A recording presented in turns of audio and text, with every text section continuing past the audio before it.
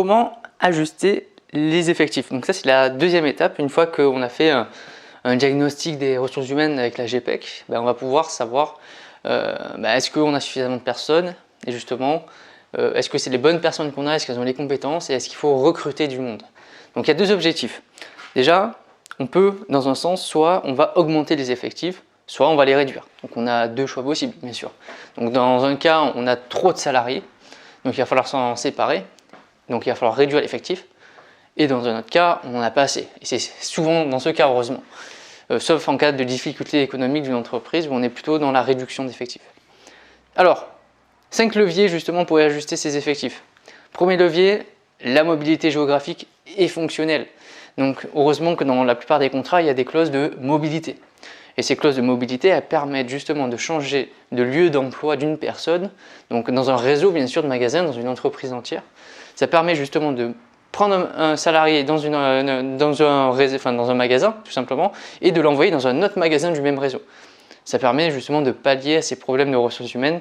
Cette flexibilité évite à chaque fois de recruter et licencier de partout.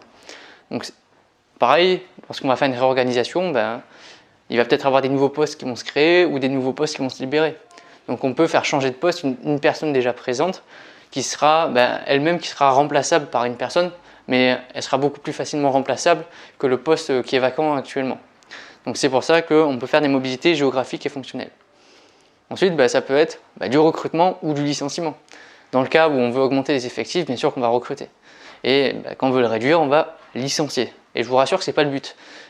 Franchement, le licenciement, c'est vraiment le dernier recours. Si on n'a vraiment pas de solution, si on n'arrive pas à recaser le salarié, mais sinon, la plupart du temps, on ne va pas remplacer les départs à la retraite pour éviter de licencier. Ensuite, on peut mettre en place justement la formation des salariés.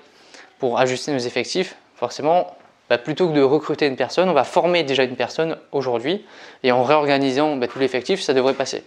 Donc, on n'aura pas besoin de recruter ou on n'aura pas besoin de licencier, il suffira juste de lui apporter des nouvelles compétences pour satisfaire le poste actuel.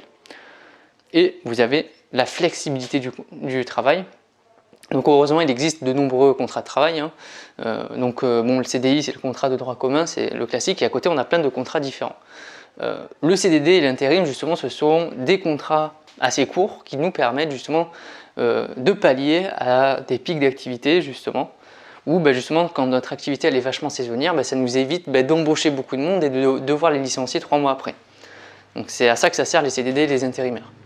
Après, vous avez ce qu'on appelle l'annualisation, c'est-à-dire qu'il y a par exemple le personnel d'enseignement ou des fois dans certaines grosses entreprises, on va annualiser leur temps de travail. C'est-à-dire qu'on va partir d'une base horaire annuelle qu'on va diviser forcément en 12 mois ou en 52 semaines, enfin qu'on va enlever les congés, donc 47 semaines.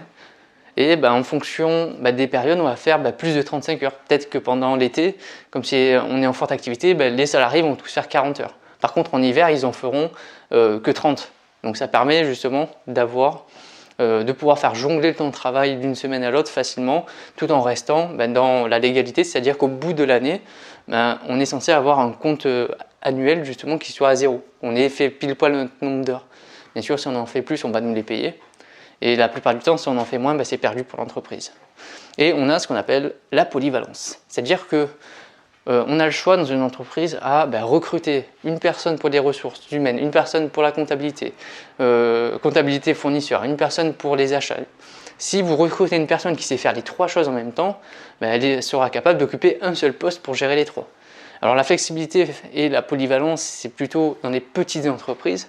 Alors dans les grosses entreprises, il y a bien sûr tellement de boulot qu'on ne peut pas le faire. Par contre, dans les petites entreprises, on peut recruter une seule personne qui est capable de faire 3 ou 4 compétences en même temps. Ça évite des surcoûts, ça évite d'embaucher beaucoup de monde pour être monotâche. Donc la polyvalence, c'est beaucoup dans les supermarchés où on est beaucoup polyvalent et c'est dans les petites entreprises ce qui est normal.